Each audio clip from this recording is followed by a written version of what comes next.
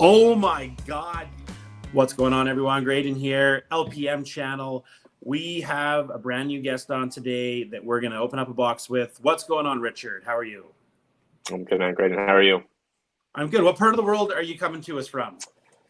I'm in Virginia Beach. It's not a native, but been here for a little bit now, and so we're doing the kids are in bed, and so I got a little bit of free time here.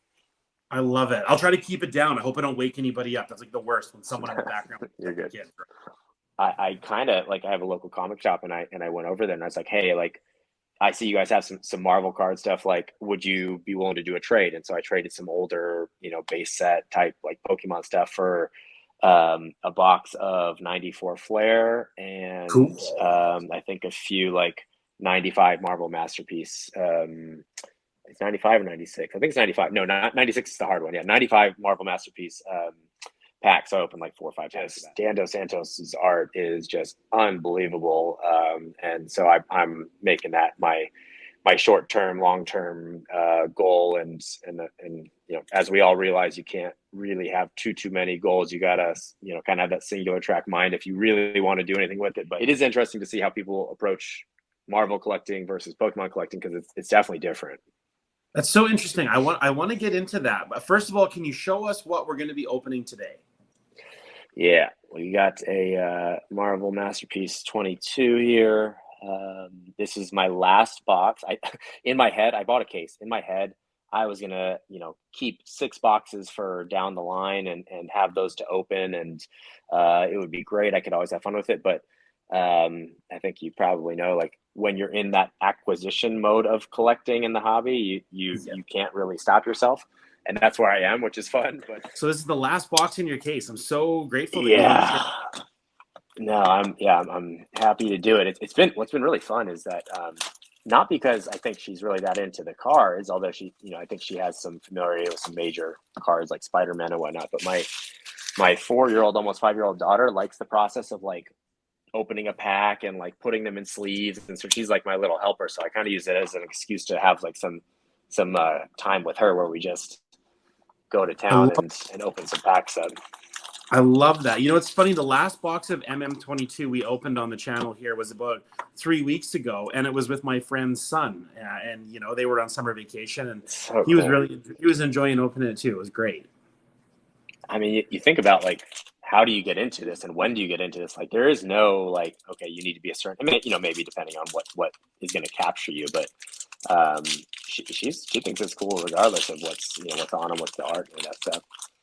This is great. I'm so excited to see it. So this hasn't hit EPAC yet, so we're still getting physical, and Yeah, when's I'm that really going to happen? enjoying it.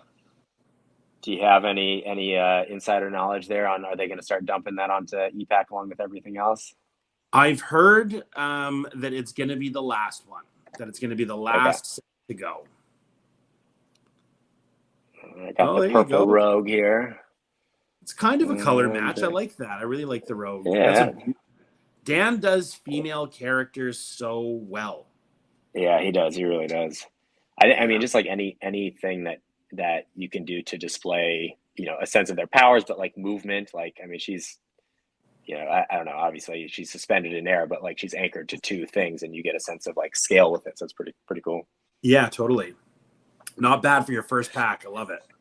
Yeah, I'll take that. So Yeah, you've ripped but yeah, no, products before. You've ripped lots of Pokemon. So you're very familiar with I Terran packs. You look like a pro.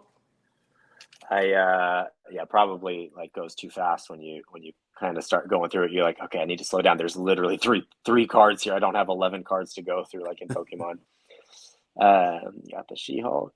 I got a printing plate in one of the other boxes for the She-Hulk, which is I think it's No a black printing way. plate. Yeah, yeah. Awesome. Congratulations. Magic. Thank you. That's pretty sweet. Got The 2 variant covers. I love the variant cover yeah. series. I think it's one of the best. Oh, it's so cool. And like anything that you can differentiate a card like from one to the next that like it actually looks different to me is so cool because in Pokemon it's like it's hollow or it's reverse hollow and like I don't know, I think like a lot of the stuff just doesn't look good. Like it's fundamentally the art is zero difference, right? There's nothing different about it. except for the border of the card, and so it's like it just gets old pretty quick. It's an interesting comparison because Marvel cards do a great job of differentiating themselves from one another for parallels most of the time. Yeah. Well, and that's a question I had. Like when you have, there's the battle spectrum. Beauty. Yeah, that's cool. When you have these, the sets, like I think there's so many ways to collect sets in Marvel or characters, right? Like I feel like even though there's a lot more cards in general with Pokemon, I think there's something like 125 different sets at this point with Pokemon, and they're all Wizards of the Coast or Nintendo, and I know that there's obviously multiple companies that have produced Marvel, but does the rainbow, collecting the rainbow, is that like a looks thing? Is that a completionist thing? Is that like you're a Sabertooth guy, right? So like how I'm the Sabertooth guy. So collecting the rainbow gives you a way of collecting so that it's manageable.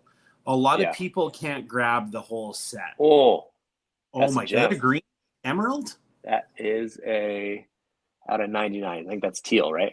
Oh, fantastic. Wow, this is a good box already, man. Oh, that's a nice hit. I'll take that for sure. I thought I had no idea like at what you're expected in terms of a case for gems. Right. So that's really cool. Really nice. Beauty. With the with rainbows, with set collecting, like everyone's got to kind of pick what works for them. And so I collect sets. So I have my base set of this. I have the inserts completed. And I haven't done the variant covers yet. But I really think that each collector in Marvel kind of gets to pick and choose how they're going to do it. Some people collect really big characters. Some people choose characters that are lower ones that they're going to be able to grab more cards of. It's all up. There's a lot of creative ways of doing it. Is there, as you've seen, are there a lot of just straight art collectors, or is that not really a thing? You know what? I do a show called Binder Nights, and I just had a collector on who only collects the art. And oh, nice! That's a great prelim to have. That's really good. Tier 4 prelim means something. I wish I could remember what it is, but this is a good box. You're gonna do well. Like you're more likely to get something else if you have a tier 4. That's prelim. right. Okay. Yeah, exactly. Sweet.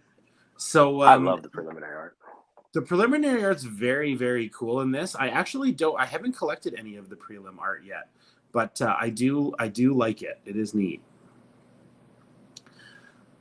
It's amazing to me to think that this is the last masterpieces we're going to have for a very long time.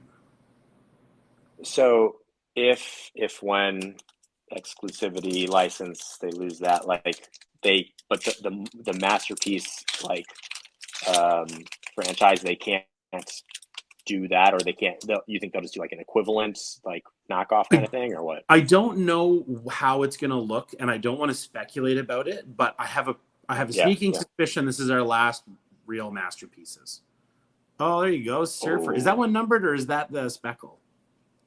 That's the speckle, but I don't have any surfers yet from this set because it is a tier 4 and I haven't pulled anything. So that's my first time seeing that art period. So that's pretty cool. It's very cool. We don't get him with ears very often. I wonder what he's listening to, Yeah, that's stuff I don't know. I don't know a lot of the origin stuff. And that was a question I had for you. Like, as you get into this, I think you said something, it was either you or maybe it was Spidey Hits, something along the lines of speculating on how many actual collectors there are in the hobby, at any given time. So and, it really floored me at how low that number was. And so I was like, is that because there's not a lot of entry points like Pokemon? 5-year-olds now love it. 40-year-olds now love it. What's the thing about it that you can just get right into it? So that was a question I posed on the morning show that I do. And we were talking about how many collectors there are in Marvel. So let's see what your hit is. And then oh my God, you got the Gold Sig Venom. Holy smokes. That is it. Remember when I said that tier 4 prelim might mean something? Here we are. Yeah, it doesn't necessarily mean that you're more likely to get the same one though, right? That just kind of happens.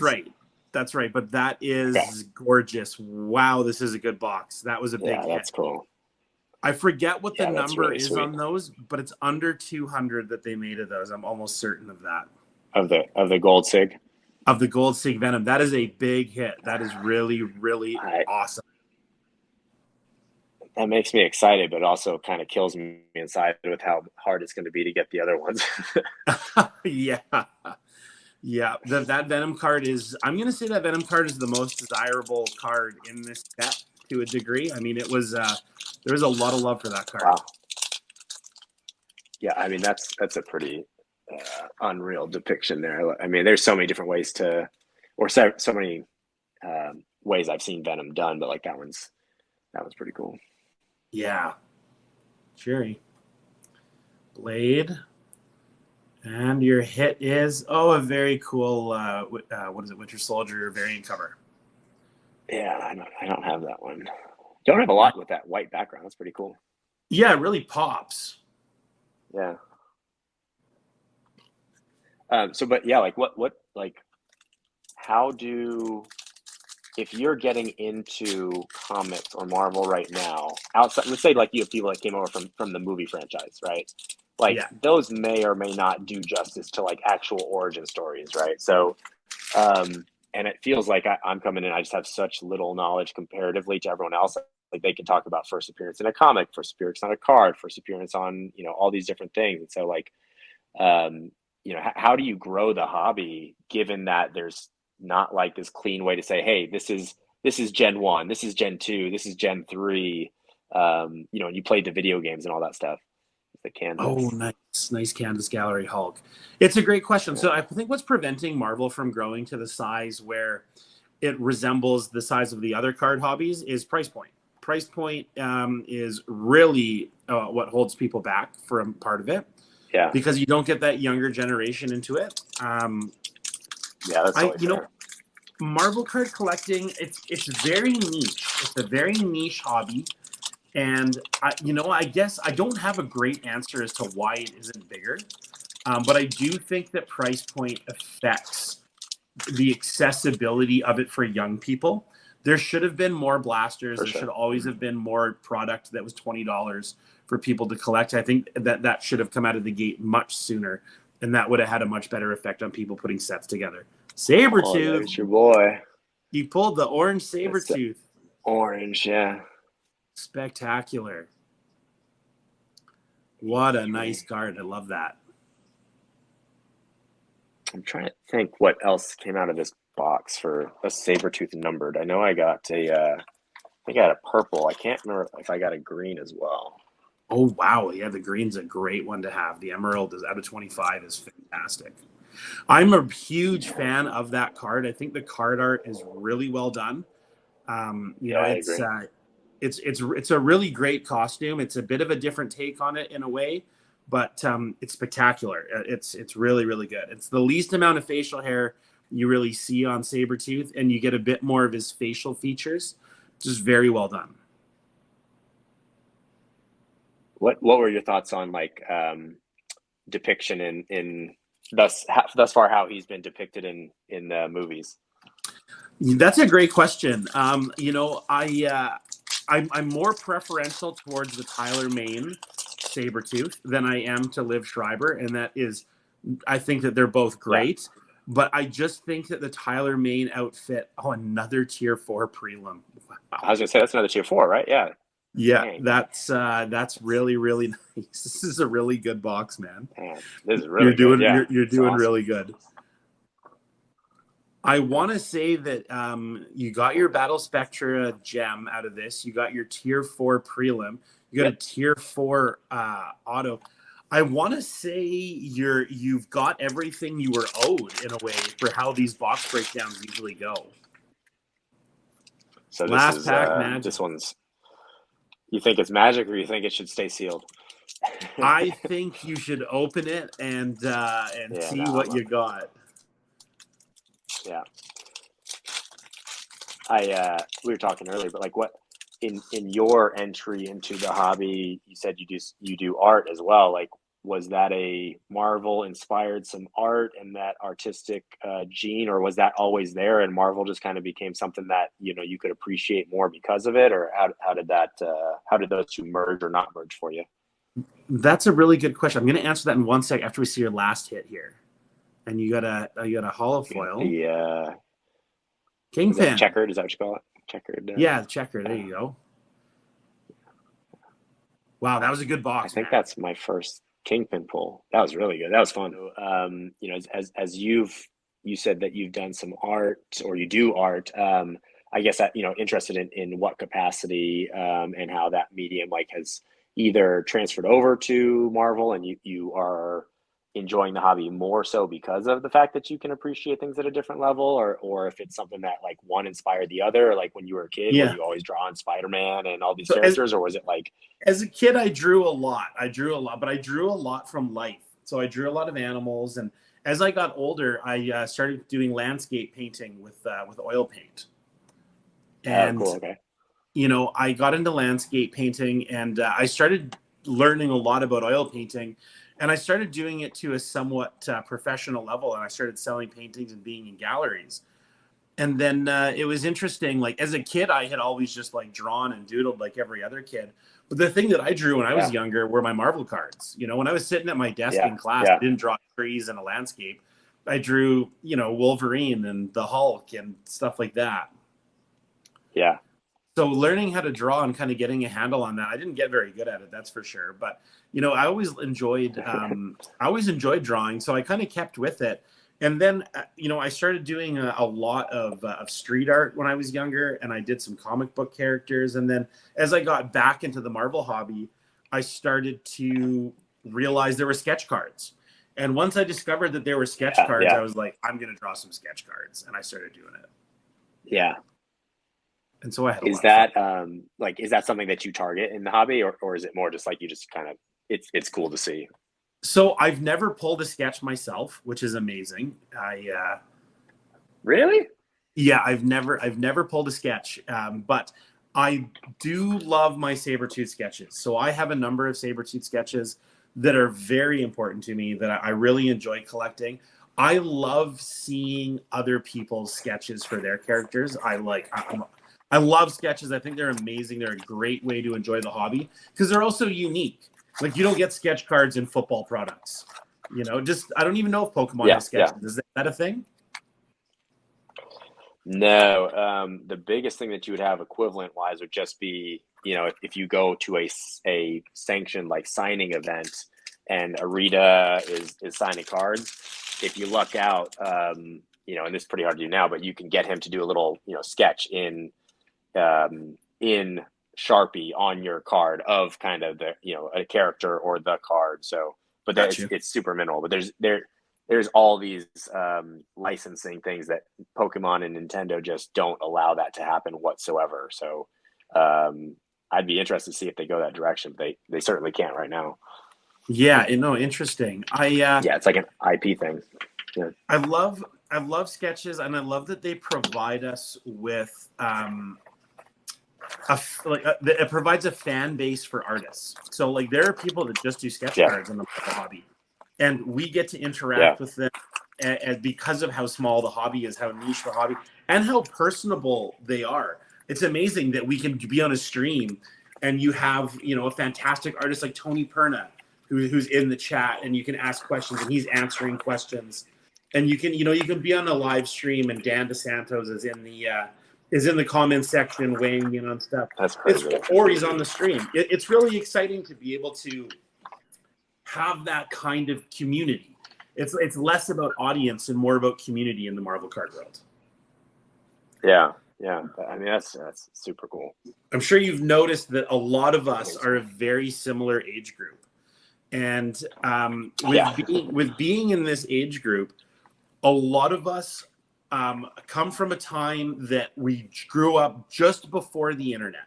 So we had spaces where we would interact with our friends and other people without the distraction of technology, without any distraction of phones and the internet. You rode your bike to your friend's house and you raced home for dinner so your mother didn't kill you, right? And like as we're all older, I think that there's a portion of us that enjoys the nostalgia of what we enjoyed when we were younger, but we also crave that sense of community. We crave that idea of like having a place to interact with our friends. So that's what I think is the unique thing about Marvel cards, is that all of us want that, and we've out of necessity created that space in a very healthy way online. Right. So something I want to ask you. You're new coming into the Marvel side of things, and you're familiar with cards from the Pokemon world. What has been the most refreshing portion of coming into Marvel card collecting? Yeah, I mean, it's refreshing getting to see characters that like I vaguely knew of, but are kind of like being exposed to again and seeing them in different lights. But I think like more from the community aspect, it's that everyone seems to be like wanting to help each other a lot more versus like I'm competing for this card or this character, any of that stuff. Like at the end of the day, like everyone has their their budgets in mind and has the cards they want, and you can't collect everything. You're never going to, but like even like connecting in a Discord and going, okay, this person also collects this character, like sharing lists and going, oh hey, do you have this? Like it's not like a showing off, here look what I have. It's literally like, no, like, hey, if you're interested, here's some kind of examples of this artist doing this card, or this card done in a any number of the colors or whatever it is. And then I think that just that you can have so many people all interested in even a single set, but Yeah, collecting it so differently, right? yeah. Like you don't have a bunch of master collectors. You have a bunch of very specific character collectors, alpha, omega. Like, I mean, you just have all these different things that people want to do. I think that's a great point. I think that is a really unique thing about Marvel card collecting, is where people are really willing to help. I think Yeah. that people take some gratification from passing it on to the next people. There are some big dollar cards in this hobby. The majority of them are worth pennies, and trading them with friends is the reason that they call them trading cards. And I think that that's a really important aspect of the hobby, is the fact that it is a trading card based item. In sports, you have speculation on characters. It's based on their performance. Spoiler alert, Wolverine isn't going out of fashion. You know what I mean? He's not going to catch a case. Yeah. He's not going to get a DUI. He's not going to get traded. So it creates a bit of a different playing field for how these inserts and these cards are valued. And part of the value is based on how much you like the character. So people who are character collecting love sharing their passion for it, because who likes Sabertooth? Like there's like 3 people that collect Sabertooth, so it's exciting when you find somebody else who does collect them. Yeah.